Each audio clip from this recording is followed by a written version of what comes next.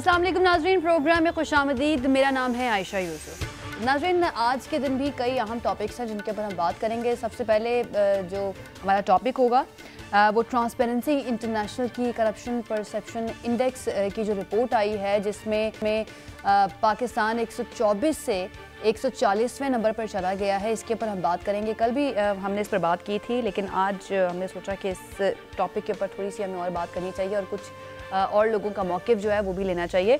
तो पहला हमारा आज का टॉपिक ये होगा जिसके ऊपर अपोजिशन जो है वो बहुत ज़्यादा तनकीद कर रही है। शहबाज शरीफ साहब ने इस रिपोर्ट को इमरान खान साहब के ख़िलाफ़ या इस हुकूमत के ख़िलाफ़ चार्जशीट करार दे दिया है, जबकि पीपल्स पार्टी के रहनुमाओं की जानिब से भी शदीद तनकीद देखी जा रही है। और उनका ये कहना है कि क्योंकि इमरान खान साहब ये नारा लगा कर आए थे कि वो आकर करप्शन को ख़त्म करेंगे, तो उनको अब घर वापस चले जाना चाहिए इस रिपोर्ट के आने के बाद।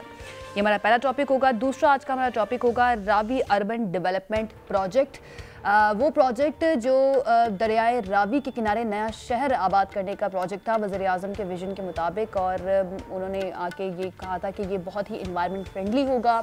इसके साथ साथ बहुत से लोगों को इसमें नौकरियां मिलेंगी और एक जदीद शहर जो है वो आबाद करने जा रहे थे। लेकिन इसके अंदर अब हुआ यह है कि इस्लामाबाद हाई कोर्ट ने इस मंसूबे को कलअदम करार दे दिया है। तो इसके ऊपर हम बात करेंगे। दूसरा टॉपिक ये होगा। और तीसरा आज का टॉपिक होगा, आज जो सिंध में होता रहा MQM की रैली, जो मुतनाज़े कानून के ख़िलाफ़ एहतजाज किया जा रहा था, बल्दियाती कानून के ख़िलाफ़, उस रैली पे एहतजाज में पुलिस का इस्तेमाल किया गया। सिंध हुकूमत की जानिब से शेलिंग की गई। वहाँ पर जो पुरअमन जो एहतजाजी मुजाहिरीन बैठे हुए थे, लाठियों का इस्तेमाल किया गया और काफ़ी ज़्यादा नुकसान भी हुआ है, काफ़ी लोग ज़ख्मी हुए हैं। तीसरा आज का हमारा टॉपिक ये होगा। हमारे जो गेस्ट हैं उनका मैं तारुफ करवा देती हूँ। आलमगीर खान साहब हमारे साथ होंगे, MNA हैं पाकिस्तान तहरीक इंसाफ के। राना एहसान अफजल खान साहब हमारे साथ मौजूद होंगे, रहनुमा मुस्लिम लीग नून के। बहुत शुक्रिया हमारे मेहमानों का हमें ज्वाइन करने के लिए। सबसे पहले तो आलमगीर खान साहब, मैं आपसे ये बात करना चाहूँगी कि फवाद, ठीक है आलमगीर खान साहब अभी हमारे साथ मौजूद नहीं है। राना एहसान साहब, एहतसाब का अमल कमज़ोर है, तो इसका कसूरवार आप इस हुकूमत को क्यों समझते हैं? क्योंकि कानून की अमलदारी करना या फिर जो कसूरवार है उसको सज़ा देना या अकाउंटेबिलिटी करना ये हुकूमत का काम तो नहीं है, ये तो उन इदारों का काम है जो इस काम के लिए बैठे हुए हैं, एहतसाब करने के लिए, कानून की अमलदारी करवाने के लिए। तो इस रिपोर्ट के आने के बाद आप इस हुकूमत को क्यों तनकीद का निशाना बना रहे हैं? बिस्मिल्लाहिर्रहमानिर्रहीम। ये जो रिपोर्ट है ये बड़ा एक ब्रॉड स्पेक्ट्रम रखती है, जिसके अंदर हुकूमत की गवर्नेंस, उसकी मैनेजमेंट, उसका कंट्रोल, लॉ इन्फोर्समेंट अदारों पे उसके डेवलपमेंट का प्रोजेक्ट करना, उसमें कितने वो ट्रांसपेरेंट हैं, कितने ट्रांसपेरेंट नहीं हैं, किस तरीके से ठेके दिए जाते हैं, नहीं दिए जाते, ये बहुत सारे एस्पेक्ट्स को जो है वो कवर करती है। और इसके अंदर आपका जो है वो 117 से 140 पे आ जाना और हर उस जो एस्पेक्ट जिसको ये कवर करती है उसमें बदतरी आना, ये शो करता है कि करप्शन जो है हुकूमत के जो चीज़ें इन कंट्रोल हैं उसके अंदर भी बड़ी है। और उसके अंदर अगर आप देखा जाए, जिस तरह कोरोना के फंड्स आए उसके अंदर एक शॉर्टफॉल आना और 40 अरब रुपए का शॉर्टफॉल आना, इसी तरह शुगर स्कैंडल आना, उसकी एक्सपोर्ट की इजाज़त देना और फिर एक्सपोर्ट करके एक शॉर्टेज पैदा हो जाना और फिर इंपोर्ट करना, इसी तरह आटे का स्कैंडल, LNG टाइम पे ना प्रोक्योर करना, फर्नेस ऑयल के माफिया को जो है वो सहूलत देना। तो ये वो सारी चीजें हैं जो हुकूमत की गवर्नेंस में आती हैं, उसके कंट्रोल में होती हैं। और डायरेक्टली अगर इससे ऐसा तासर जाता है कि मुल्क के अंदर करप्शन है या परसेप्शन लोगों की ऐसी है कि ये किसी एक स्पेसिफिक टोले के लिए या माफियाज के लिए या किसी ग्रुप के लिए पॉलिसी बनी गई है उनको बेनिफिट करने के लिए, तो ये डेफिनेटली वो सारी चीजें हैं जिसके अंदर हुकूमत डायरेक्टली इन्वॉल्व होती है। उसके वुज़रा, उसकी काबीना, उसके मेंबर, फिर आपकी ब्यूरोक्रेसी आती है। और ब्यूरोक्रेसी पे भी देखिए गवर्नमेंट की ओवरसाइट होती है, गवर्नमेंट की रिस्पॉन्सिबिलिटी होती है कि वो ब्यूरोक्रेसी पे भी ओवरसाइट रखे, और अगर एडमिनिस्ट्रेटिव कोई लूप होल्स हैं उनका भी जो है वो उनके अंदर बेहतरी लेके आए। तो हर लिहाज से ये जो करप्शन परसेप्शन इंडेक्स है, हुकूमत की डायरेक्ट इन्वॉल्वमेंट इसके अंदर साबित करती है। और देखें, ये तो अब की बात है कि ये डिबेट हुकूमत कर रही है कि ये जी ऐसे नहीं, जब ये ऑपोजिशन में थे तो इसको कोट किया जाता था। तब जो करप्शन परसेप्शन इंडेक्स है वो बिल्कुल ठीक थी। तब ये जो है ट्रांसपेरेंट भी थी, तब ये लीगल भी थी, इसको आप कोर्ट भी कर सकते थे, इसके अंदर जो है वो मैंडेट भी था। लेकिन अब क्योंकि इनकी अपनी चीजें पिन पॉइंट हो रही हैं, इनकी अपनी नाअहलियां जो है वो सामने आ रही हैं, तो अब वो इसको डिस्क्रेडिट करने की जो है वो एक पूरी मुहिम चलाई जा रही है, जो कि मैं नहीं समझता कि अवाम इसको जो है वो बाय करेगी या अवाम इसको तस्लीम करेगी। एक और इल्जाम भी लगाते हैं ना राना एहसान साहब, ये हुकूमती रहनुमा कहते हैं आदिल गिलानी साहब जो हैं, जो इस वक्त देख रहे हैं ये ट्रांसपेरेंसी इंटरनेशनल को, पाकिस्तान में जो ये प्रोजेक्ट है, उनके बड़े अच्छे ताल्लुकात हैं नवाज शरीफ साहब से। नवाज शरीफ साहब ने उनको सर्बिया में सफ़ीर भी लगाया था, तो उनकी वजह से ये जो रिपोर्ट आई है इस तरह की आई है, ये भी इल्जाम। देखिए, जो मोहसिन बेग साहब थे उनके बड़े अच्छे तलकात थे पीटीआई से, लेकिन जब उन्होंने पीटीआई की हकीकत बयान की तो तब उनके खिलाफ भी इन्होंने बातें की। इसी तरह जो अहमद जवाद साहब हैं वो भी बड़े अच्छे थे और बड़े डिसेंट आदमी थे पीटीआई के, लेकिन जब उन्होंने पोल खोले तो इनकी जो पीटीआई की ब्रिगेड है उसके खिलाफ उन्होंने बातें शुरू कर दी। इसी तरह जियोदीन साहब, एएस बाबर साहब, ये सब लोग जो हैं बड़े अच्छे लोग थे जब तक ये पीटीआई के हक में थे। जब उन्होंने हकायक जाहिर किए तो वो आप उसके खिलाफ एक पूरी कैंपेन शुरू हो गई। ये इस चीजों से आप हर चीज को मिलाइन नहीं कर सकते। जो करप्शन परसेप्शन इंडेक्स है वो कोई लोकल चैप्टर नहीं है इनका, दुनिया भर में it is the most widely coated index जब करप्शन के ऊपर बात होती है। इट इज यानी कि एक अथॉरिटी है दुनिया के अंदर इसकी, और ये उनकी डायरेक्ट उसमें इन्वॉल्वमेंट नहीं है। जो 8 सोर्सेस जिसके ऊपर ये परसेप्शन इंडेक्स बेस करती है वो रिओन्ड दुनिया की सोर्सेज हैं और उसमें वर्ल्ड बैंक भी शामिल है। तो ये खाली ऐसे नहीं है कि उनके अंडर अगर ये है तो वो मैनिपुलेट अपने मुताबिक कर लें, ये इसकी एक क्रेडिबिलिटी है। अच्छा, आलमगीर खान साहब ने भी हमें ज्वाइन कर लिया, उनको भी शामिल गुफ्तगू करते हैं। आलमगीर खान साहब, ये जो रिपोर्ट आई है ट्रांसपेरेंसी इंटरनेशनल की, इसको फवाद चौधरी साहब कहते हैं बड़ी बेसरूपा रिपोर्ट है, और फिर कुछ ऐसे भी इल्ज़ामात सामने आते हैं कि आदिल गिलानी जो इस प्रोजेक्ट को देखते हैं ट्रांसपेरेंसी इंटरनेशनल के पाकिस्तान के, उनके ताल्लुकात जो हैं क्योंकि नवाज शरीफ साहब के साथ बड़े अच्छे हैं, इसलिए रिपोर्ट इस तरह की आई है। इसी तरह की रिपोर्ट्स जब माजी में आती थी, जब इमरान खान साहब अपोजिशन में थे, तब इन रिपोर्ट्स को कोट किया जाता था ये बताने के लिए कि देखें जी ये हुक्मरान कितने करप्ट है। अब ये रिपोर्ट आई है तो इस रिपोर्ट को ही बेसरूपा करार दिया जा रहा है। देखें, एक तो चीज ये कि इसकी जो टेक्निकल साइड है वो तो फवाद चौधरी साहब की उस पर ग्रिप है और उन्होंने अपना मौक़िफ़ भी वाज़े किया।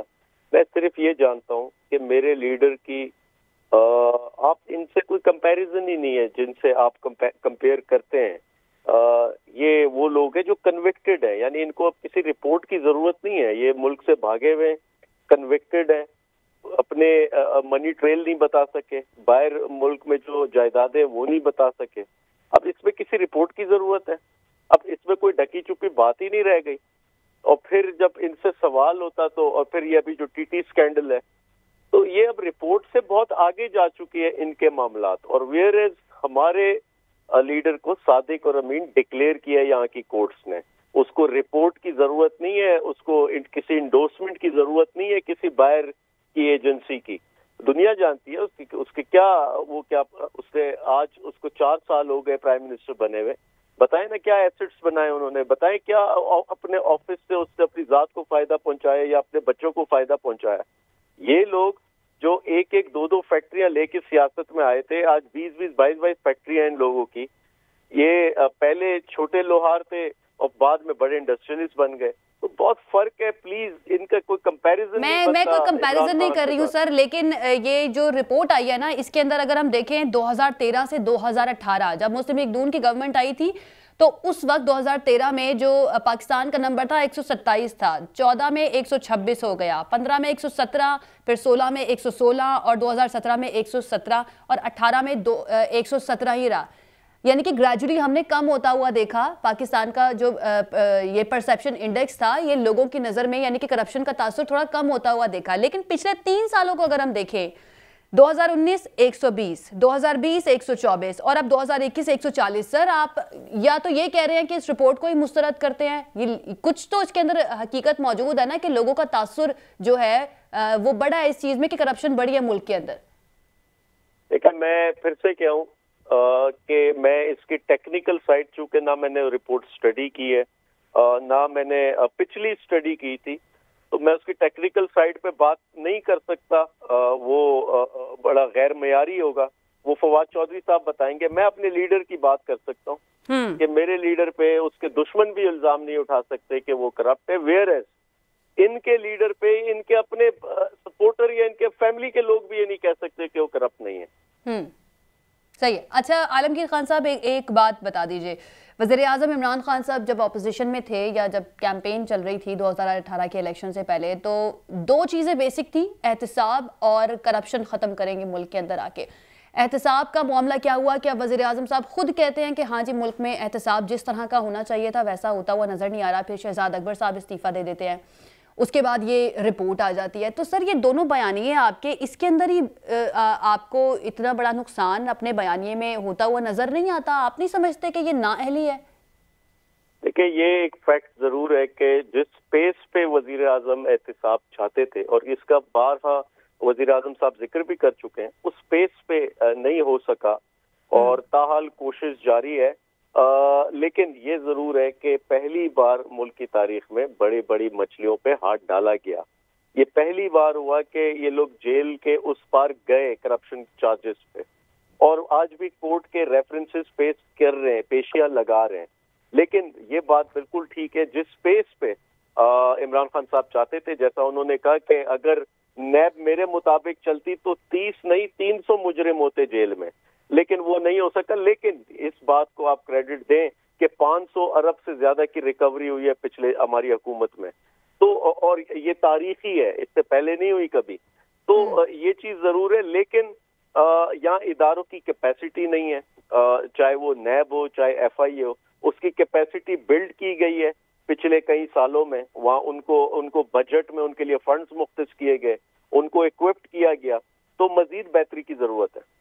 ठीक है, मजीद बेहतरी की ज़रूरत है। राना एहसान साहब, शेख रशीद साहब पहले तो हमने देखा कि वो रिक्वेस्ट करते रहे हैं एक तरह से ऑपोजिशन से कि 23 मार्च को आप अपना महंगाई मार्च ना करें, लेकिन अब वो ज़रा चैलेंज के मूड में नज़र आ रहे हैं और उन्होंने ये कहा है कि अब मैं ये कहूँगा कि 23 मार्च को ही आप अपना महंगाई मार्च करें, जिसका फैसला PDM के इजलास में भी हुआ है। तो सर कोरोना अमन व अमान की सूरत हाल, तो फिर आप लोग अटल हैं अपने फैसले पर कि 23 मार्च को ही ये महंगाई मार्च करेंगे आप?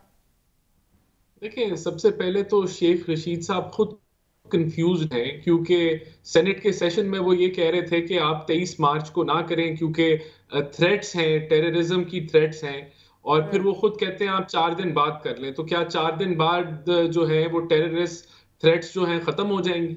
ये बुखलाहट का शिकार में है। और मेरे ख्याल से 23 मार्च को इम्पोर्टेंट डे भी तो है ना पाकिस्तान का, यौम पाकिस्तान है, उस दिन परेड होती है।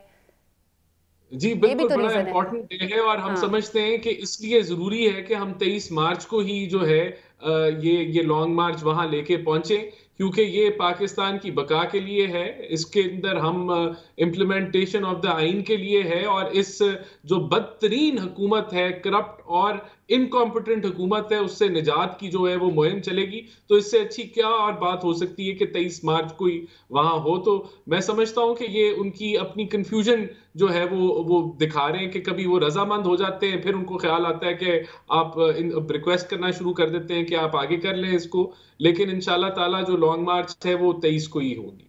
अच्छा, ये बताइएगा सर कि ये लॉन्ग मार्च से आपको फ़ायदा क्या नज़र आता है? क्योंकि इस तरह लॉन्ग मार्च करने से कोई हुकूमत घर तो चली जाती नहीं है। देखिए, ऑपोजिशन का काम है कि वो अवामी नैरेटिव बिल्ड करे, अपना जो वो समझता है कि जो दुरुस्त नैरेटिव है उसको अवाम के पास लेके जाए। और ये एक डेमोक्रेटिक राइट है कि पुरअमन एहतजाज जो है वो सड़कों पे भी किया जाए और फिर कैपिटल में भी किया जाए, और इन्होंने भी किया था और हम भी कर रहे हैं। और इन्होंने तो फिर PTV पे जाके हमले किए, इन्होंने लोगों को जो है वर्गलाया कि आप बिजली के बिल भी फाड़ दें, उनको पे ना करें, आप हुंडी के जरिए पैसे भेजें। तो इंशाल्लाह ताला हमारी ऑपोजिशन या PDM का कोई इस तरह का जो है इरादा नहीं है, हमारी तरफ से ये पुरअमन होगा। और मैं समझता हूँ हम एक डिसाइसिव जो है लम्हात की तरफ जा रहे हैं, जहां इंशाल्लाह ताला इस हुकूमत से निजात हासिल होगी। इनके एक बड़ी एक थिन मेजॉरिटी है इनके पास जिसके तहत ये हुकूमत कर रहे हैं, और वो भी उस पे भी काम हो रहा है, और हम समझते हैं कि उसके ऊपर अगर कंसेंसस डेवलप हो गया तो वो एक पीपल्स जरिया पार्टी होगा के इनसे साथ निजात हासिल राब्ते हो करने रहे का, हैं वरना आपके अवामी उनको दावत देने के लिए जी इस मार्च में शामिल होने के लिए? देखिए, पीपल्स पार्टी ने अपना मार्च जो है वो अनाउंस किया हुआ है। पीडीएम का प्लेटफॉर्म जो है वो ओपन है। हम अपना जो है जो अपनी काविश है वो हम जारी रखेंगे, और वो हमने प्लान जो है अवाम के सामने जो है रख दी है। ठीक है। आलमगीर खान साहब, साबिक DG NAB brigadier retired Musaddiq Abbasi साहब जो हैं उनको नया मुशीर एहतसाब तैनात कर दिया गया है। तो सर आपको क्या लगता है कि अब जो जितना वक्त रह गया है इस हुकूमत के पास, तकरीबन 1.5 साल, तो क्या 1.5 साल में ये जो मुसद्दिक अब्बासी साहब हैं वो काम कर लेंगे या उस तरह के नताइज दे सकेंगे जो शहजाद अकबर साहब 3.5 साल में नहीं दे सके? देखिए, एक चीज तो ये कि अब इस पे मुस्तकबिल की मैं किसी शख्स की कारकर्दगी के हवाले से क्या बात करूं, लेकिन ये जरूर है कि शहजाद अकबर को हटाने में सिर्फ ये था कि मैं फिर से कहूं कि जिस स्पीड पे हम चाह रहे थे उस स्पीड पे एहतसाब नहीं हो सका, और केसेस में जो पेस हम चाह रहे थे उस पेस पे फॉलो नहीं किया गया। तो इंशाल्लाह वो चीज आपको नजर आएगी। और बाकी किसी शख्स के ऑफिस के हवाले से मैं क्या पेशन गोई करूं, लेकिन हाँ ये जरूर है कि हमारा पहले दिन से और आज भी हमारा फोकस अकाउंटेबिलिटी पर है, वो चाहे इदारों की हो, वो चाहे माजी के हुक्मरानों की हो। तो ये जरूर है कि हम अपने उस एजेंडा से पीछे नहीं हटे हैं, उस पर आज भी हम कायम हैं। नहीं सर, तो कोई प्लान तो किया गया होगा ना कि अगले 1.5 साल में किस तरह से एहतसाब के अमल को लेके चलना है। ये जो बड़े बड़े केसेस या जो आप लोग कहते हैं कि हमने बड़े बड़े लोगों पर हाथ डाला है जो पाकिस्तान की तारीख में कभी भी किसी ने नहीं डाला, तो उसके लिए कोई प्लान तो बनाया गया होगा ना कि 1.5 साल के अंदर अंदर क्या अचीव करना है, स्पेशली एहतसाब के मामले में? मैं आपको जनरली बता सकता हूँ। स्पेसिफिक प्लान तो वो मुसद्दिक साहब खुद ही बताएंगे, लेकिन मैं आपको जनरली बता सकता हूँ कि हम आज भी अगर 1.5 साल में भी तब्दीली कर रहे हैं तो इसका मतलब हमारा फोकस मौजूद है और हमने इस पे कुछ ना कुछ रिजल्ट्स देने। सही। अच्छा, और शेख रशीद साहब जो हैं अब वो बार बार ये कह रहे हैं कि ऑपोजिशन को समझ लेना चाहिए कि एस्टैब्लिशमेंट के साथ ताल्लुकात बहुत अच्छे हैं इमरान खान साहब के। बार बार वजाहतें क्यों देनी पड़ रही हैं? देखिए, एक चीज समझे कि जहाँ तक पीडीएम का ताल्लुक है, जैसा मोहतरम ने फरमाया, तो पीडीएम मीनारे पाकिस्तान पे जो पिछले साल इन्होंने एक वहाँ इज्तिमा किया था, उसमें पीडीएम की हवा निकल गई, वहाँ लोग नहीं आ सके। देखें, एक चीज समझें कि इनके नैरेटिव के साथ अवाम नहीं खड़ी। आज एक मैं मानता हूँ कि महंगाई मौजूद है, लेकिन वो महंगाई के खिलाफ पीडीएम के साथ अवाम नहीं खड़ी। महंगाई से लोग तंग होंगे लेकिन पीडीएम के साथ नहीं खड़ी, क्योंकि उनको पता है कि ये पीडीएम अब्बू बचाओ तहरीक है। ये ब्लैकमेलर्स का ग्रोह है जो अपनी कुर्सियों के खातिर आज लगे हुए हैं और एनआरओ के खातिर आज वो इस किस्म के एहतिजाज और कैंपेन्स कर रहे हैं। तो लोग इससे बाखबर है, वाकिफ है, तो वो इनके नैरेटिव बिक नहीं रहा आज पब्लिक में। आलमगीर खान साहब, मेरे ख्याल से आप समझे नहीं, मेरा सवाल नहीं समझे। मैं ये पूछ रही हूँ कि बार बार वजाहतें क्यों देनी पड़ रही हैं, और जब कहा जाता है कि जब वजाहतें देनी पड़े तो इसका मतलब है कि पसे पर्दा कुछ और ही बात है।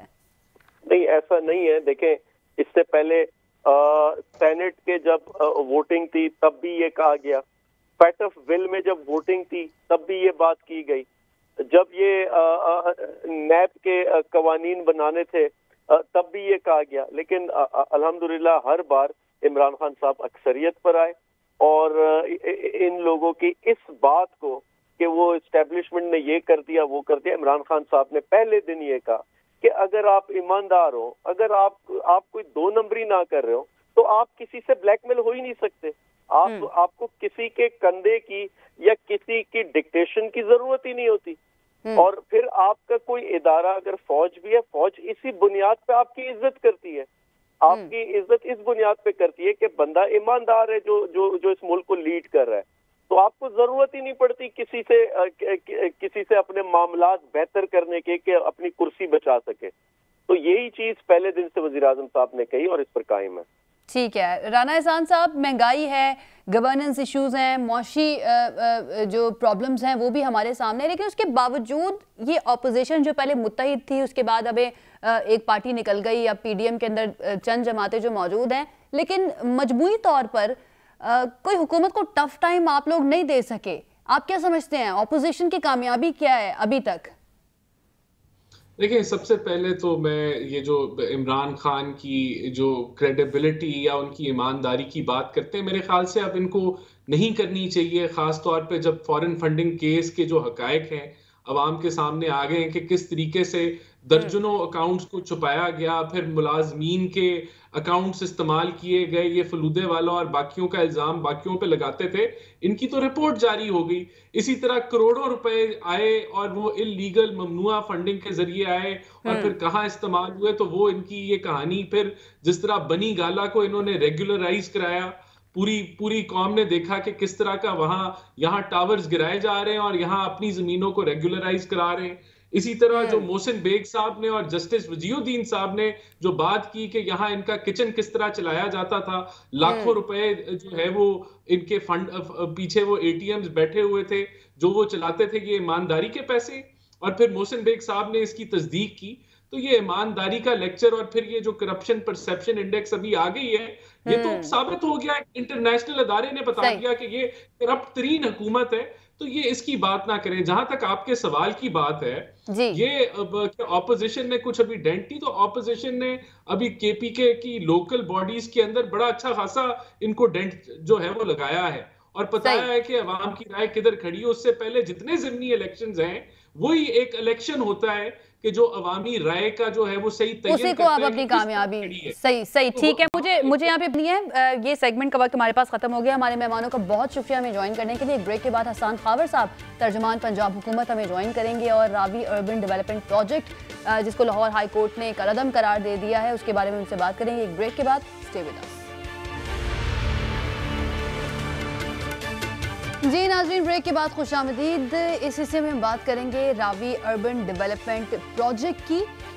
दरियाए रावी के किनारे नया शहर आबाद करने का यह मंसूबा वज़ीर आज़म इमरान खान के विजन के मुताबिक इस मंसूबे को शुरू किया जाना था और उनका ये कहना था कि इस मंसूबे से ना सिर्फ बड़ी तादाद में जॉब्स पैदा होंगी बल्कि ये मंसूबा जो है ये इन्वायरमेंट फ्रेंडली भी होगा और बड़ा जदीद किस्म का ये मंसूबा होगा, नया शहर आबाद किया जाएगा। लेकिन आज की खबर ये है कि लाहौर हाई कोर्ट ने इस मंसूबे को कलअदम करार दे दिया है और ये कहा गया है कि मास्टर प्लान नहीं बनाया गया और ये गैर कानूनी है, गैर आइनी है। जो लैंड एक्वायर करने का जो प्रोसेस होता है उसके लिए प्रॉपर प्रोसीजर को नहीं अपनाया गया। इसके ऊपर ज़रा हम बात कर लेते हैं कि कानूनी तकाज़ों को क्यों मद्देनज़र नहीं रखा गया। तर्जुमान पंजाब हुकूमत हसन खावर साहब हमारे साथ मौजूद हैं। सर बहुत शुक्रिया ज्वाइन करने के लिए। सबसे पहले सर ये मंसूबा बड़ा ही वज़ीर आज़म इमरान खान साहब इसको हम देखते थे आके इसके बारे में बात करते थे और कहते थे कि ये मंसूबा जो है बड़ा ज़बरदस्त होगा, बड़ी जॉब्स आएंगी, लेकिन सर आइनी और कानूनी तकाज़े इनको मद्देनज़र नहीं रखा गया, इसकी क्या वजह है? देखिए, एक तो मैं आपको बिल्कुल ये बताऊं कि ये एक इनकलाबी मंसूबा है, ट्रांसफॉर्मेशनल मंसूबा है और पूरे पंजाब में और ख़ुसूसन लाहौर के आसपास जो अर्बन स्प्रॉल हुई पिछली कई दिहाइयों में, ये उसको मिटिगेट करने का, उसका मुकाबला करने का एक तरीका है कि एक ऑर्गेनाइज सिटी बनाया जाए जहाँ पे एनवायरनमेंट के तमाम पहलुओं का ख्याल रखा जाए। और इसके प्लान के अंदर 3 बैराजेस हैं, 8 वाटर ट्रीटमेंट प्लांट्स हैं, 7 जंगलात हैं। तो ये वर्टिकल ग्रोथ के लिए ये एक जो है मंसूबा दिया गया है। अब आते हैं आपके सवाल की तरफ। तो मैंने वो शॉर्ट ऑर्डर पढ़ा है हाई कोर्ट का। हाई कोर्ट ने मंसूबे को कलअदम नहीं करार दिया, लेकिन उन्होंने अपने फैसले में जो कानून है रूडा का उसकी कुछ शिकों को कलअदम करार दिया है। अब आता है आपका सवाल कि हमने कानूनी और आईनी तकाज़ों को क्यों नहीं पूरा किया। तो मैं आपको यकीन दिलाता हूँ कि हमने ये कानून साजी की थी और कानून के ऐन मुताबिक ये काम हुआ था।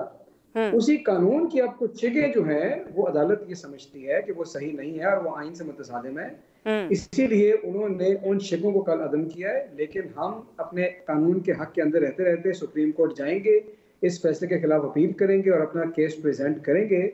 लेकिन ये जो फैसला है इसका इतलाक सिर्फ कानून की चंद शिकों के ऊपर होता है। ठीक है, चंद शिकों की बात है, लेकिन सर मास्टर प्लान की भी बात की गई है ना कि इसका मास्टर प्लान मौजूद नहीं था। कोई भी स्कीम बनानी हो, कोई इस तरह का प्रोजेक्ट शुरू करना हो तो उसके लिए पहले मास्टर प्लान बनाया जाता है। तो इस बुनियाद पर ही जो है, चले आप कह रहे हैं कि कुछ शिकों को कलअदम करार दिया है, तो मास्टर प्लान क्या बना हुआ था या नहीं था?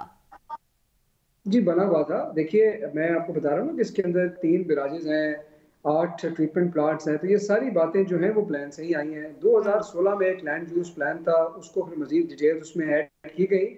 अदालत ने अदालत की नज़र में वो नाकाफ़ी था, और मैं आपको फिर ये कहूँगा कि अदालत के जो अहकामात हैं हमारे लिए काबिल एहतराम है, लेकिन बहरहाल हमारा प्लान मौजूद था। अदालत ने उसको मास्टर प्लान तस्लीम नहीं किया, और यही मौक़िफ़ लेके ज़ाहिर है कि हम सुप्रीम कोर्ट में जाएंगे। लेकिन मैं आपको यकीन दिलाता हूँ कि अभी तक जो भी काम हुआ है वो बड़ी कॉम्प्रिहेंसिव प्लानिंग के बाद हुआ है, और इसका तमाम प्लान जो है वो मौजूद है। ठीक है। अच्छा हसन साहब, जिन शिकों की आप बात कर रहे हैं उन शिकों के बारे में बता दीजिए, कौन सी शिकों को कलअदम करार दिया है लाहौर हाई कोर्ट ने? जी देखिए, उसमें एक तो 2-3 बुनियादी चीज़ें हैं। एक, उसके अंदर जो लैंड एक्वायर करने का तरीका है उस हवाले से जो शिकें हैं उनको कलअदम करार दिया गया है, और साथ हुकूमत को ये हिदायत भी किया है कि जो 1894 का कानून है उसके अंदर भी कुछ तब्दीली लाई जाए। और दूसरा, लोकल गवर्नमेंट के हवाले से उन्होंने कोर्ट ने ये फैसला दिया है कि ये एक स्पेशलाइज्ड स्ट्रक्चर है और ये शायद लोकल गवर्नमेंट लॉ से मुतसादिम होगा, तो इसलिए इसको कलअदम दे। तो ये 2 शिकें बुनियादी तौर पे, छोटी मोटी चीज़ें और हैं, पर बुनियादी तौर पर ये 2 चीज़ें हैं। लेकिन ये नहीं कहा लाहौर हाई कोर्ट ने कि जो फंड्स लिए हैं पंजाब हुकूमत से रूडा अथॉरिटी ने, वो फौरी तौर पे 2 महीनों के अंदर वापस करें उन फंड्स को? जी, ये बिल्कुल उस ऑर्डर का पार्ट है, लेकिन आपने कानून के हवाले से क्योंकि सवाल किया था तो मैं आपको वो बता रहा था। और ये जो अमेंडमेंट ऑर्डिनेंस था, जो रूडा का ओरिजिनल एक्ट है उसके अंदर नहीं थे ये कुछ जो मैंने आपको शिकें बताई हैं, लेकिन ये जो बाद में अमेंडमेंट ऑर्डिनेंस आया ये उसके अंदर कुछ शिकें थी जिनके बारे में अदालत के ये ठीक, लेकिन जो ओरिजिनल कानून है और बाकी की तमाम शिकें हैं वो स्टैंड करती भी हैं, और जो चीज़ इस फैसले के दायरा कार में नहीं आएगी उस पर ज़ाहिर है कि काम भी जारी रहेगा। ठीक है। अच्छा हसन साहब, आपके नज़र में ये जिन शिकों को कलअदम करार दिया गया है या जिसकी बेस पे अब आप इस पर अपील करने का इरादा रखते हैं, आपकी नज़र में कौन जिम्मेदार है इन कोताहियों का, या जो पॉइंट आउट किया है लाहौर हाई कोर्ट ने कि यहाँ गलती है या इन शिकों को कलअदम करार दिया गया है, तो आपकी नज़र में कौन जिम्मेदार है? नहीं, देखिए अदालत ने बिल्कुल ये नहीं कहा, मैंने तो डिटेल ऑर्डर तो अभी आया नहीं, उसमें अदालत ने ये नहीं कहा कोई कोताही हुई है। देखिए, कानून बनाना हुकूमत का हक है, और कानून की जो इंटरप्रिटेशन है वो अदालतें करती हैं। ये तो हमारे मुल्क का सिस्टम है, ये दस्तूर है, कोई इसमें मसला नहीं। हम लोगों ने कानून साजी की है, अदालत के ख्याल में वो कानून आइन के साथ मुतसादिम है, अदालत ने ये फैसला दिया है। अगर हम उस बात से नहीं एग्री करेंगे तो हम अपना लीगल केस जो है वो लेके अब जा रहे हैं, सुप्रीम कोर्ट में इस फैसले के खिलाफ अपील करेंगे, लेकिन इसमें कोताही वाला कोई एलिमेंट नहीं है। लेकिन सर, कानून से मुतसादिम करार देना, ये इटसेल्फ आपको नहीं लगता कि इस मंसूबे को कलअदम करार देने के मुतरादिफ है, या इस प्रोजेक्ट को कलअदम करार देने के मुतरादिफ है? और फिर ये भी बात करना कि 2 महीने के अंदर जो फंड्स लिए गए हैं पंजाब हुकूमत से वो वापस कर दिए जाएं, ये ब्लो बैक तो है? नहीं, देखिए ब्लो बैक है, इसलिए तो हम सुप्रीम कोर्ट में जाएंगे और जो रकम वापस करनी है उसके हवाले से भी कोई प्लान करेंगे, क्योंकि अदालत के अहकामात की तो बहरहाल तामील करनी है। अगर उसमें कोई अपील हमारी नहीं मंजूर होती तो वो तो तामील हमने करनी है, उसमें तो कोई शक की बात नहीं है। लेकिन मैं आपको, जो आपका सवाल है ना कि ये कलअदम है, ये कलअदम कानून को नहीं करार दिया, मेरी इंटरप्रिटेशन ये नहीं है। जो मैंने शॉर्ट ऑर्डर पढ़ा है उसमें बुनियादी तौर पर 5-6 खास शिकों का जिक्र किया अमेंडमेंट ऑर्डिनेंस का, कि इन शिकों को कलअदम हम करार देते हैं। पूरे कानून की बात नहीं हुई, इदारे की बात नहीं हुई, जो जमीन रूडा की अपनी है उसकी बात नहीं हुई, लैंड एक्वायर करने के हवाले से ये बात हुई है। अच्छा, एक और बात भी हुई है कि ये कहा गया था कि एनवायरनमेंट फ्रेंडली ये जो प्रोजेक्ट है होगा, लेकिन इस फैसले के अंदर ये जो शॉर्ट ऑर्डर आया है उसमें इस पॉइंट को भी उठाया गया है कि इस मंसूबे के माहौलियाती असरात को नज़रअंदाज किया गया है। तो बेसिकली सबसे पहली बात तो यही आई थी ना, इस प्रोजेक्ट के शुरू करने से पहले वज़ीर आज़म भी इस बारे में बात करते रहे हैं इस प्रोजेक्ट को लेकर कि ये एनवायरनमेंट फ्रेंडली होगा, जबकि अदालत के अंदर जब ये बात हुई है तो उसमें कहा गया है कि माहौलियाती असरात को नज़रअंदाज किया गया है। नहीं, मैं आपको फिर क्लैरिफाई कर दूं। देखिए, इस मुल्क में अगर कोई क्लाइमेट का और एनवायरनमेंट का एजेंडा किसी ने जिंदा किया है ना, तो उसका नाम इमरान खान है, और यही इमरान खान साहब का विजन है। और पाकिस्तान तहरीक इंसाफ की हुकूमत खा वफाक में हो या पंजाब में हो, कोई ऐसा काम नहीं कर सकती जिसके एनवायरनमेंट में बुरे असरात हों। I want to make it very very clear, हम लोगों ने इस प्रोजेक्ट की एनवायरमेंटल इम्पैक्ट असेसमेंट कराई है, अदालत ये कह रही है कि आपने जिस प्रोसेस के तहत कराई है एनवायरनमेंट डिपार्टमेंट के, वहाँ पर कोई रेगुलेशंस एक्सपायर हुए थे, उन रेगुलेशंस को नाफिज होना चाहिए। कोई प्रोसीजरल एक लैब्स है एनवायरनमेंट डिपार्टमेंट में, ये कानून साजी में होता है, लेकिन वो तमाम EIS के लिए एप्लीकेबल होगा। अगेन मैं लॉयर नहीं, पर मेरी अंडरस्टैंडिंग ये है, लेकिन मैं आपको फिर ये यकीन दिलाता हूँ कि ये एनवायरनमेंट फ्रेंडली प्रोजेक्ट है, बल्कि ये लाहौर के एनवायरनमेंट को प्रोटेक्ट करने के लिए है, ताकि आपके रिवर को रिस्टोर करें, आपका जो वाटर टेबल है उसको इंक्रीज किया जाए, आपके पानी को स्टोर किया जाए, आपके जंगलात को प्रिजर्व किया जाए और वर्टिकल ग्रोथ की जाए, ताकि जो पॉइंट्स को मद्देनजर रखा गया था, इन सब पॉइंट्स को मद्देनजर रखा गया था। जी, मैं उसी के प्लान की आपको बात बता रहा हूँ, रूडा के प्लान की बात बता रहा हूँ। बिल्कुल यही है सब कुछ प्लान। लेकिन सर अगर सब कुछ इतना परफेक्ट था तो फिर अदालत ने कुछ शिकों को कलअदम क्यों करार दे दिया फिर? देखिए, मैं आपको बता रहा हूँ ना कि अदालत ने जिन शिकों को कलअदम करार दिया है, अदालत मोहतरम है, अदालत के ख्याल में वो लोकल गवर्नमेंट। मेरे कहने का मतलब है कि सर कि कहीं तो कमियां कोताहियां थी जिसकी वजह से अदालत की जानिब से इस तरह का फैसला किया है। बहरहाल जब भी अब डेफिनेटली ये प्रोजेक्ट जो है ये लेट हो जाएगा, जब आप इसको सुप्रीम कोर्ट में भी लेके जाएंगे अपील के लिए, लेकिन जब कोई प्रोजेक्ट लेट होता है तो उसकी कॉस्ट में भी इजाफा हो जाता है। स्टिल कोताही तो हुई है, कोई ना कोई तो जिम्मेदार होगा अगर कॉस्ट भी इसकी बढ़ती है तो अगर सुप्रीम कोर्ट हमारे हक में फैसला कर दे तो फिर आप क्या कहेंगे? तो बहुत अच्छी बात हो जाएगी सर, लेकिन स्टिल कॉस्ट तो फिर भी बढ़ेगी ना, इन चीजों की वजह से बढ़ेगी कि लाहौर हाई कोर्ट ने प्रोजेक्ट के अंदर जो कोताहियां थी उनको पॉइंट आउट किया, इनसे बचा जा सकता था। आयशा, आपको ये समझा रहा हूँ, मैं आपको ये समझा रहा हूँ कि ये किसी भी पार्टी का अदालत में जाना हक है, अदालत के फैसले ज़ाहिर नाफिजुल अमल होते हैं, हमारा हक है अपील में जाना, और हम जो डिलेज होंगे, अगर हमें हमारा मौक़िफ़ तस्लीम करती है सुप्रीम कोर्ट, तो हमारी कोशिश होगी कि जो डिलेज हुए हैं हम उनको बहुत स्पीडली कवर करें और लॉस्ट टाइम को रिकवर करें, यही हमारी कोशिश होगी। ठीक है सर, बहुत शुक्रिया अपना वक्त देने के लिए। हसन खावर साहब, तर्जुमान पंजाब हुकूमत, हमारे साथ मौजूद थे और ये जो आया है लाहौर हाई कोर्ट का, उसके बारे में हमसे बात कर रहे थे। इसी पर बात कर लेते हैं, हमारे कानून और एनवायरमेंटलिस्ट फहद मलिक साहब हमारे साथ मौजूद हैं। बेसिकली उस ग्रुप का हिस्सा भी ये हैं जिन्होंने ये केस जीता है लाहौर हाई कोर्ट में, जो इस मामले को लेकर गए थे। फहद मलिक साहब, बहुत शुक्रिया हमें ज्वाइन करने के लिए। सर, सबसे पहले तो आपके एतराज़ात क्या थे बुनियादी तौर पर इस मंसूबे से? देखें, मेरे क्लाइंट्स कुछ फार्मर्स थे उस एरिया के, काश्तकार, जिनको लैंड एक्विजिशन के नोटिसेस सर्व किए गए थे कि आपका लैंड हुकूमत इस प्रोजेक्ट के लिए एक्वायर करना चाहती है। उसके बाद जो प्रोसेस, एक जो कानून है हमारा लैंड एक्विजिशन एक्ट, जिसके अंदर वो सारा प्रोसेस लिखा हुआ है कि किस तरह जब भी हुकूमत ने कोई लैंड एक्वायर करनी है वो क्या क्या स्टेप्स फॉलो करेगी, उन स्टेप्स में काफ़ी इश्यूज थे। जब फर्दर इन्वेस्टिगेट किया गया इस मामले को तो पता लगा कि लैंड एक्वायर की जा रही है एक प्रोजेक्ट जिसका नाम है Ravi river front urban development project, उसके लिए, मगर उस प्रोजेक्ट का कोई मास्टर प्लान एग्जिस्ट अभी नहीं करता। तो एक सवाल उठा कि इतने आप हजारों एकड़ जमीन एक्वायर करने जा रहे हैं इस फर्स्ट लेग में, इस लैंड एक्विजिशन में, जिसमें ये मेरे वाले काश्तकार आते थे, इसमें 4000 एकड़ लैंड एक्वायर की जा रही थी। तो सवाल उठा कि अगर कोई मास्टर प्लान नहीं है, अगर ये नहीं पता कि इस लैंड के साथ करना क्या है, तो फिर ये लैंड अभी एक्वायर किस तरह किया जा सकता है। इसी के साथ एक और एतराज ये उठाया गया कि जी, जब तक एक माहौलियाती असेसमेंट नहीं हो जाती, जिसको हम एनवायरमेंट इम्पैक्ट असेसमेंट कहते हैं, तब तक हमें ये नहीं पता लग सकता कि एक प्रोजेक्ट क्या एनवायरमेंटली फ्रेंडली है या नहीं, और अगर नहीं भी है तो क्या उसके जो मनफी असरात हैं एनवायरमेंट के ऊपर, उनको कर्टेल किया जा सकता है कि नहीं। ये सब कुछ उस EIA प्लान के अंदर एग्जिस्ट करता है।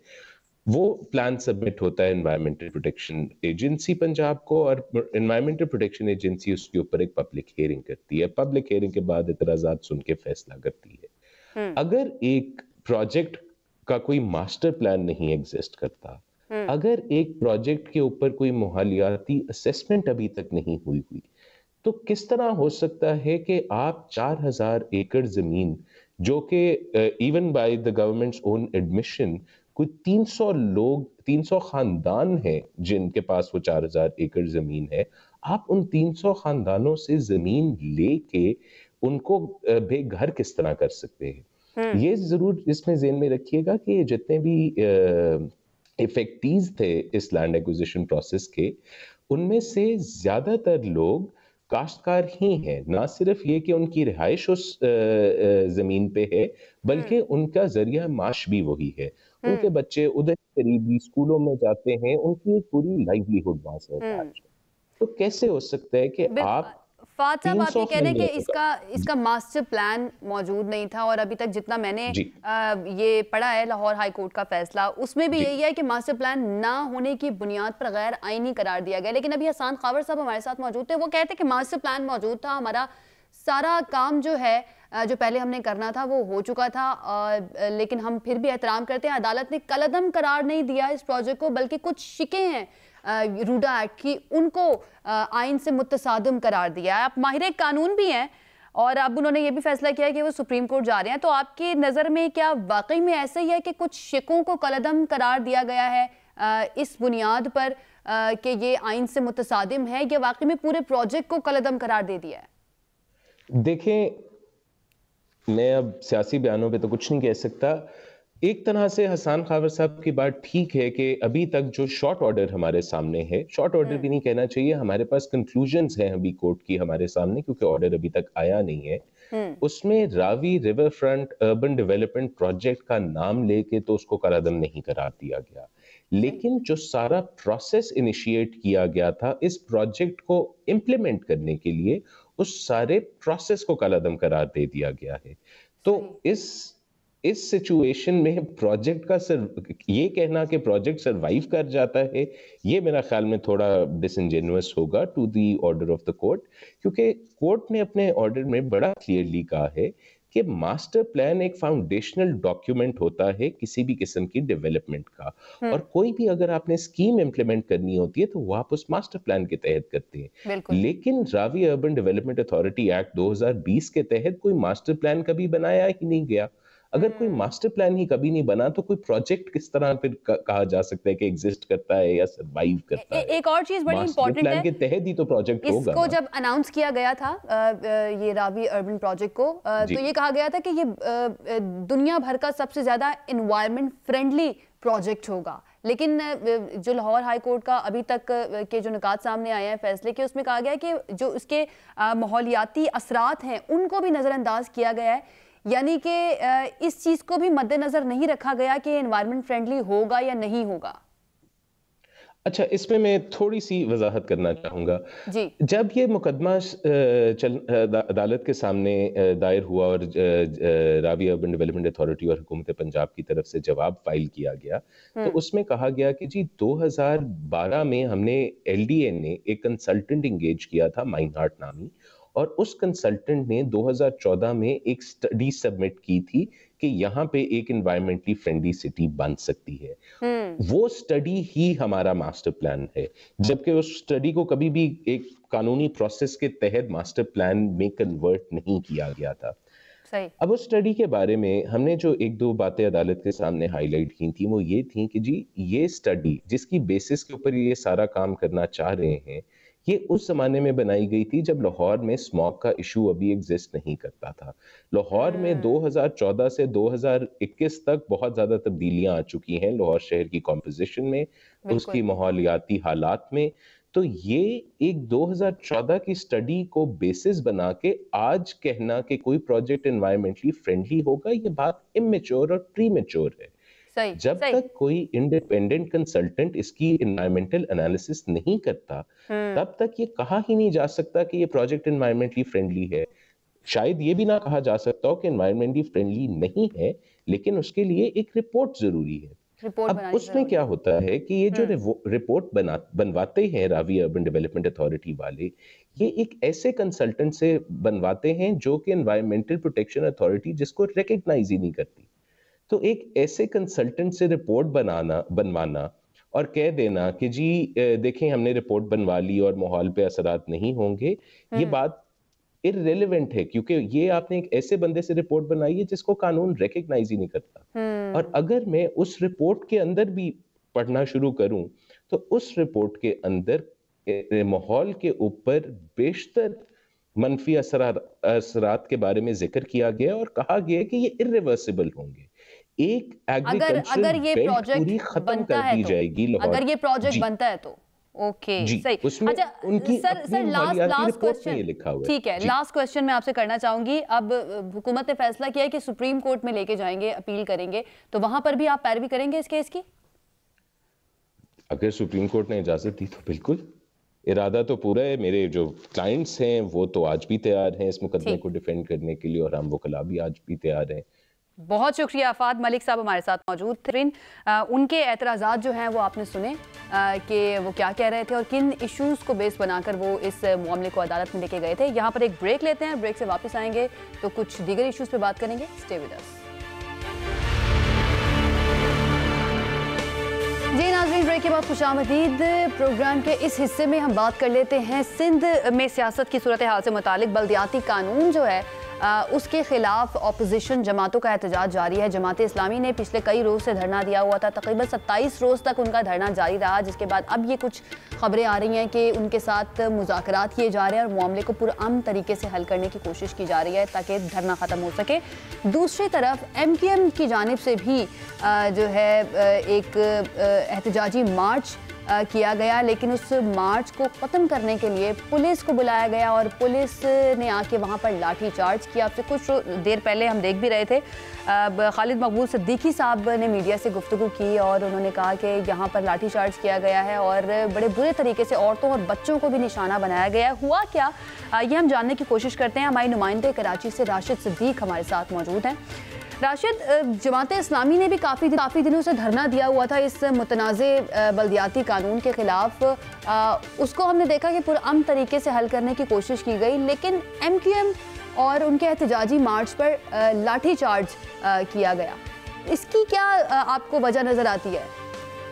आयशा, इसकी सबसे बड़ी वजह मुझे जो नजर आती है वो सियासी वजह नजर आती है। यकीनन बल्दियाती इंतखाबात सर पर है। पीपल्स पार्टी को भी बल्दियाती इंतखाबात के हवाले से जो उसका वोट बैंक है उसको जो है वो कायल करना है। इसी तरह MQM को अपने वोट बैंक को कायल करना है। तो दोनों जमातें माजी में जिस तरह एक दूसरे के खिलाफ इलेक्शन के मौके पर ही सफ़े आरा नजर आई, तो आज भी लगता है यही कि इलेक्शन के हवाले से ही तमाम तर चीजें जो है वो की गई हैं, क्योंकि जिस तरीके से पुलिस ने इस मामले को हैंडल किया वो समझ से बिल्कुल बालातर है। क्योंकि MQM की जानिब से इस जो अपना प्लान किया गया था उसकी भी खिलाफ वर्जी की गई, क्योंकि MQM ने शारा फैसल से कराची प्रेस क्लब तक अपना एहतजाज रैली निकालकर वहां रिकॉर्ड करवाना था और एक प्लान ये था कि शायद वो 2 से 3 दिन तक कराची प्रेस क्लब पर अपना एहतजाज रिकॉर्ड करवाएंगे वहां धरना देकर। लेकिन अचानक जैसे ही मेट्रोपोल पर जो एक कट आता है, जो अगर हम मेट्रोपोल से आए सीधे हाथ की तरफ मुड़ेंगे तो कराची प्रेस क्लब की तरफ जाएंगे और बिल्कुल सीधा जाएंगे तो वहां पहुंचेंगे PIDC चौक और वहां से 250 कदम के फासले पर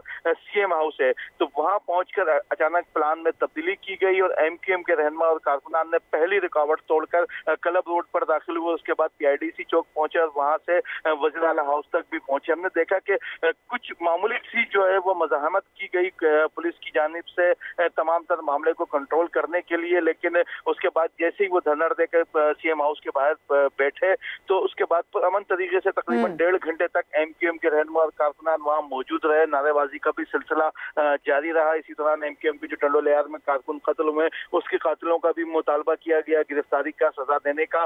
फिर अचानक तकरीबन 5:55 पर यह इत्तला MQM की जानिब से जारी की गई कि कमिश्नर कराची MQM के जो कन्वीनर हैं डॉक्टर खालिद मकबूल सिद्दीकी और वफाकी वजीर IT अमीनुल हक से मुज़ाकरात के लिए यहाँ पहुंच रहे हैं और तमाम तर सूरत हाल से उनको आगाह किया जाएगा। उसके बाद वो वज़ीर आला हाउस या पाकिस्तान पीपल्स पार्टी की क़यादत से राब्ता करके उनका जवाब MQM को पहुंचाएंगे और जब तक ये धरना जारी रहेगा। जो MQM के हमारे ज़राए वो इस बात की तस्दीक करते हैं कि ये धरना उन्होंने आज रात में किसी वक्त भी खत्म कर देना, मुस्तकिल वो यहाँ पर बैठने के इंतजाम करके नहीं आए थे।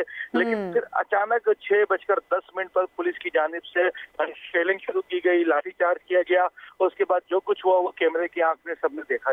बिल्कुल ऐसे ये भी खबरें आ रही हैं राशिद के जमात इस्लामी जो है वो बैकडोर मुज़ाकरात कर रही है और सिंध हुकूमत किसी हद तक राजी भी हो गई है उनके मुतालबात को तस्लीम करने के लिए। तो इस बारे में क्या इत्तलात है आपके पास? ये देखिए, सिंध हुकूमत ने अब तक उनके मुतालबात भी तस्लीम करने के लिए राजी नहीं हुई। उनको अब तक भी जमात इस्लामी को भी सिर्फ लॉलीपॉप दिया गया ताकि वो एक जगह सिंध असम्बली के बाहर बैठे रहें, उससे आगे ना बढ़े। और जमात इस्लामी का भी अब तक यही देखा गया कि उनका आगे बढ़ने का अब तक कोई इरादा नहीं। लेकिन जो अब पाक सरजमीन पार्टी का 30 तारीख को एहतजाज हो रहा है, वो एक एहतजाज यकीनन आज की तरह का हो सकता है, क्योंकि पाक सरजमीन पार्टी के जो चेयरमैन है मुस्तफ़ा कमाल और अनीस कायम खानी, उनकी जानिब से कहा गया है कि वो जब निकलेंगे तो फिर पीछे नहीं हटेंगे और वापस घरों को नहीं आएंगे। जी और राशिद, ये जो जमात इस्लामी के साथ मुज़ाकरात किए जा रहे हैं, इसकी एक वजह ये भी हो सकती है कि 28 जनवरी के बाद उन्होंने कहा था कि अपने एहतजाज का दायरा-कार वसी करेंगे, तो थोड़ी सी प्रेशर में आके सिंध हुकूमत उनके साथ मुज़ाकरात करने के लिए तैयार हुई। हाँ जी, देखिए, जमात इस्लामी का जहाँ तक ताल्लुक है तो उनसे मुज़ाकरात के 2 दौर किए गए। पाकिस्तान पीपल्स पार्टी की जानिब से नासिर शाह ने मुज़ाकरात को लीड किया था, लेकिन किसी भी किस्म की कोई डेडलाइन नहीं दी गई किसी भी जानिब से कि वो मामला को किस तरह हल करेंगे। जमात इस्लामी उनके मुतालबात मानेगी या पाकिस्तान पीपल्स पार्टी उनके मुतालबात मानेगी। लेकिन जो बलदियाती कानून है तो तमाम तर जो जमातें हैं, उसमें PTI हो या MKM हो या जमात इस्लामी हो या फिर पाक सरजमीन पार्टी हो, वो किसी एक दो शिफ्ट को खत्म करने का मुतालबा नहीं कर रही। वो पूरा बलदियाती कानून को तब्दील करने का उनका मुतालबा है। और ये मुतालबा यकीनन अगर तस्लीम कर लिया जाता है तो पाकिस्तान पीपल्स पार्टी के लिए बड़ा मुश्किल होगा कि वो बलदियाती पीपल्स पार्टी किसी मूड में नजर नहीं आ रही है ये उनका मुतालबा तस्लीम करने के। बहुत शुक्रिया, राशिद सिद्दीक हमारे साथ मौजूद थे। और जो सिंध का बलदियाती कानून है, मुतनाज़ बलदियाती कानून उसको कहना चाहिए, उसके खिलाफ तमाम अपोजिशन जमातें इस वक्त सरापा एहतजाज हैं। इसका मुजाहरा आज आपने देखा भी, MQM की रैली जो थी उस पर लाठी चार्ज किया गया, जिसके बाद मीडिया टॉक की खालिद मकबूल सिद्दीकी ने, और उन्होंने काफ़ी गुस्से का इजहार किया और उनका ये कहना था कि औरतों और बच्चों के ऊपर इस तरह से तशद्दुद किया गया है। बहरहाल अब देखते हैं कि आगे आने वाले वक्त में सिंध की सियासत में क्या होता है। वक्त हमारे पास ख़त्म हो गया है, कल एक मरतबा फिर से हाजिर होंगे। अपना ख्याल रखिए, हमें इजाज़त दीजिए, अल्लाह हाफ़िज़।